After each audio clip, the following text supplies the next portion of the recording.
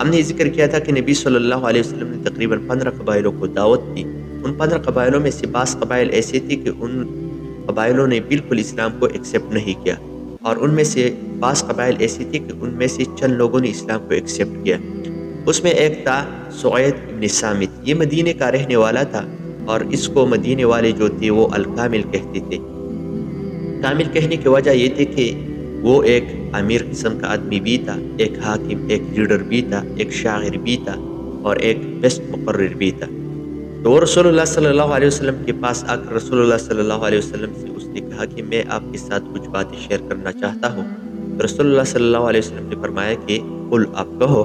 تو اس نے کچھ باتیں کی، پھر رسول اللہ صلی اللہ علیہ وسلم نے آخر میں اس کو کہا کہ احسن، آپ نے بہت اچھی باتیں کی۔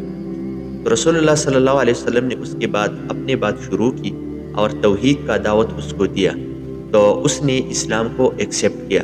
اس کے بعد جو تھا ایک اور آدمی تھا، الیاس ابن معاذ، یہ بھی رسول اللہ صلی اللہ علیہ وسلم کے پاس آ کر اس نے رسول اللہ صلی اللہ علیہ وسلم کی دعوت جو تھا وہ سن لیا۔ اس کے بعد وہ چلا گیا۔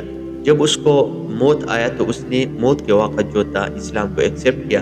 پھر صحابہ کرام نے رسول اللہ صلی اللہ علیہ وسلم کو یہ کہانی سنائی تو اس نے کہا کہ یہ ایمان کی حالت میں سے دنیا سے یہ ایمان کی حالت سے گیا ہے۔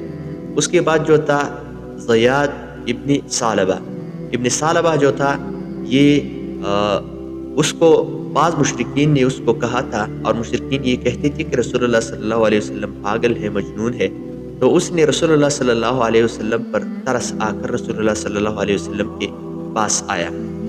تو رسول اللہ صلی اللہ علیہ وسلم کو اس نے کہا کہ مجھے لوگوں نے کہا ہے کہ آپ جو ہے پاگل ہے، اور آپ پر جنات ہے، یہ ہے وہ ہے، میں آپ کو جو ہے میں آپ کا علاج کرنا چاہتا ہوں، آپ کو میں جو ہے دم کرنا چاہتا ہوں۔ تو رسول اللہ صلی اللہ علیہ وسلم نے اس کو جو تھا مسنون خطبہ شروع کیا۔ تو رسول اللہ صلی اللہ علیہ وسلم نے اس کو اپنا خطبہ سنایا، تو اس پر بہت زیادہ اثر ہوا۔ اس نے رسول اللہ صلی اللہ علیہ وسلم سے کہا کہ یہ باتیں جو ہے یہ نہ کوئی مجنون کہہ سکتا ہے، نہ کوئی پاگل کہہ سکتا ہے، یہ نہ کوئی ساحر کہہ سکتا ہے، یہ باتیں جو ہے یہ اللہ کا وحی ہے، اور یہ واقعی اللہ کا کلام ہے، اور میں اسلام کو ایکسیپٹ کرنا چاہتا ہوں۔ تو اس نے بھی اسلام کو ایکسیپٹ